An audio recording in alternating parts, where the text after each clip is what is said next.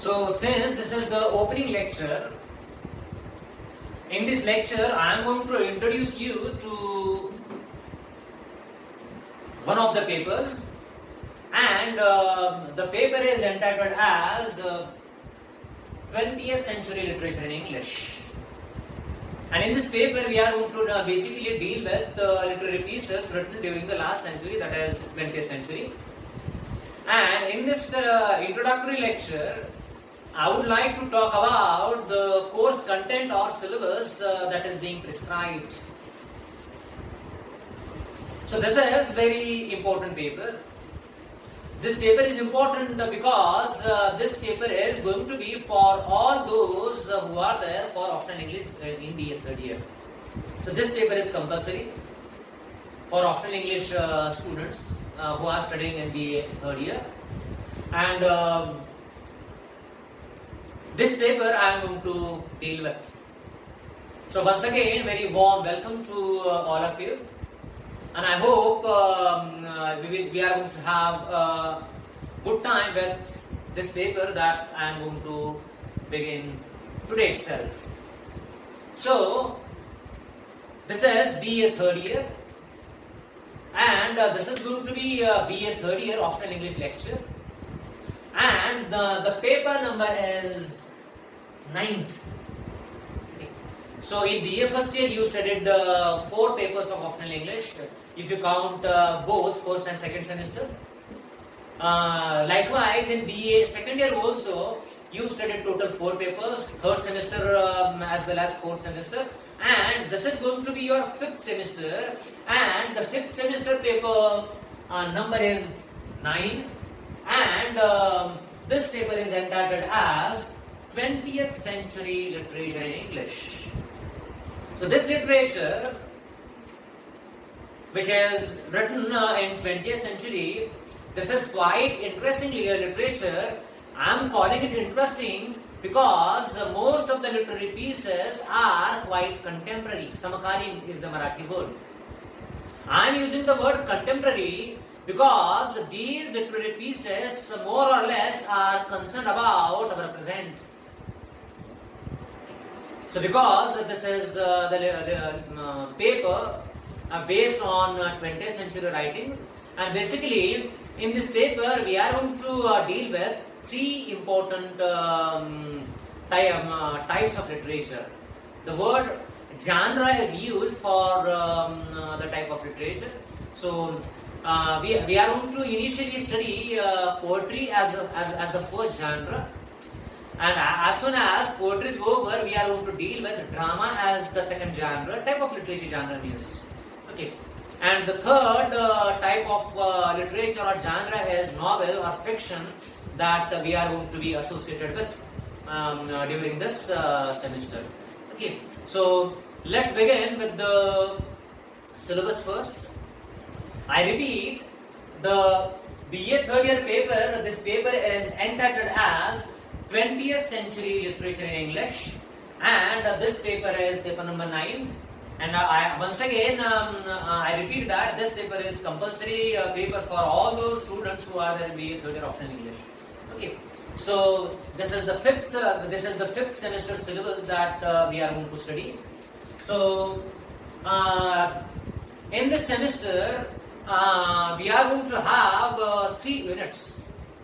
And the first unit is of poetry, and here in this first unit of poetry we are going to have 2 poems by the poet namely T.S. Eliot. And T.S. Eliot was one of the very, very prominent writers of the last century. If you ask me to list 10 important poets or writers from English, so this would be T.S. Eliot would be the one of the most prominent writers from English literature. So this much is the literary contribution of T.S. Eliot in English literature. Not only in English, but his contribution is beyond English. So that is not the subject of our discussion right now. So there are 2 poems by T.S. Eliot that we are going to deal with, and the first poem is The Love Song of J. Alfred Prufrock. So the title seems to be a little bit strange, and it is actually a strange title. Okay, so the title of the first poem by T.S. Eliot is The Love Song of J. Alfred Prufrock. So in this poem, T.S. Eliot talks about the overall condition of 20th century American people. And there is a man in the poem, this love song. So the name of that man is J. Alfred Prufrock. Okay. And basically this is the Boston Society in America. And poet T.S. Eliot tries to deal with the overall condition of the people, overall, what should I say, overall psychological situation of the young people living in India in the beginning of the 20th century. Okay, so this is the first poem, The Love Song of J. Alfred Prufrock. I always say that the title of the poem is a little bit problematic, because though the poem is entitled as song, there is no song in the poem. Okay, so this is very, very important. Okay, there is no song in the poem. Though there is no song in the poem, the poem is entitled as The Love Song. Okay, so we are going to actually deal with the various details of the poem when we are going to actually begin the poem. So this is the first poem of your syllabus, and that is by T.S. Eliot. Now the second poem is Preludes. Okay, so the word prelude means a very brief or short composition. Okay, so though this poem is not that much brief, but poet is willing to focus about the overall problematic situation in the industrial areas across the world during the 20th century. So how is the actual life of the people? How people are completely frustrated in their life? What are the major issues and problems which are being faced by those people? So there are so many issues which are being discussed by the poet in the poem Preludes. Okay. So these are the two poems by T.S. Eliot which are there in your syllabus. So this is the poetry section, that is Unit 1. So in Unit 1, I repeat, there are two poems by T.S. Eliot. The first poem is The Love Song of J. Alfred Prufrock, and the second poem is Preludes. Now let's think about the unit second, and this unit is of drama. Okay. You might be knowing what is mean by drama. Drama in Marathi means natak, and in this unit you will be having a very beautiful drama by a great dramatist, namely G.B. Shaw. George Bernard Shaw was the name of that writer, whose drama is prescribed in your syllabus, and the title of the drama is Pygmalion. Okay, so the title also is little bit strange. Okay, so we are going to think about how this title is significant when we are actually going to touch upon this play Pygmalion. Okay, so G.B. Shaw was born in Ireland, but later he became a British citizen. Citizen means Nagrik, and he is known as a very, very prominent writer of the last century, that is 20th century. Okay, and most of his plays are hailed worldwide, and some of his plays are being translated into so many languages across the globe. Even the play Pygmalion also translated into Marathi. Okay, so we had our very own Pula Deshpande, and Pula Deshpande translated this particular play into Marathi, and the Marathi translation of this play is called as, actually this is adaptation. Adaptation is different from translation.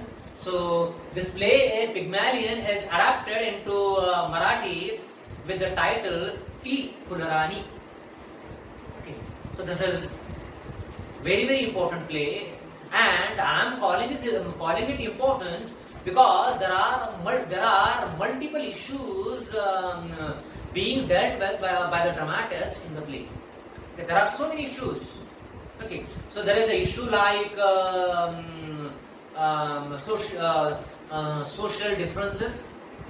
There is an issue like, for example, the importance of education. There is an issue like, you can say, how much phonetics is important nowadays. So there are multiple of issues which are being discussed by the playwright in this context. So this is going to be a very excellent play in the third year, and I am going to read each and every line of the play, and I hope you are going to enjoy this activity of teaching of mine. So this is very important writing by G.B. Shaw. Okay.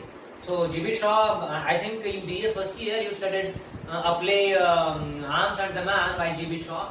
Once again you are going to meet G.B. Shaw through this play Pygmalion. Okay. So this is really excellent play. And I hope most of the dialogues in this play, they are not mere dialogues. Those dialogues are a kind of philosophy which has been presented by the dramatists in this context. Okay, so play Pygmalion by G.B. Shaw is the second unit, unit second, and in the third unit we are going to have a fiction. I told her what does it mean by fiction. Fiction means novel, and I hope you are associated with this type of genre, that is fiction or novel. So in this third unit of fiction, we are going to have a very important writer from the last century, that is novelist D.H. Lawrence, David Herbert Lawrence, and he is one of the very important novelists from English literature. Okay, he wrote more than a dozen novels, and his perhaps the best novel, perhaps it is the masterpiece of D.H. Lawrence, and that novel is described in this paper, and the title of the novel is Sons and Lovers. So this title also seems to be quite distinct, quite suggestive. So what kind of suggestivity is born in this title? So we are going to deal with even those aspects. Okay, so this is the syllabus of the fifth semester. I repeat, in fifth semester you will have 3 units. The first unit is of poetry, and here you will have 2 poems by T.S. Eliot. Now the second unit is of drama, and in this unit you are going to have one drama by G.B. Shaw, and the third unit is a fiction or novel, and in this unit you will have a very prominent novel by D.H. Lawrence, and the title of the novel is Sons and Lovers. So this is the course content or syllabus of this paper, and this paper that I am going to deal with is paper number 9, and the title of the paper is 20th Century Literature in English. So this is the syllabus. I hope you are able to visualize this syllabus properly, and I am keeping this for a short while, and I hope that you will be able to comfortably write this syllabus. So thank you very much, and I will give you a couple of minutes more to request you to please write down the syllabus. Thank you. So in second lecture we are actually going to begin the syllabus. Thank you very much.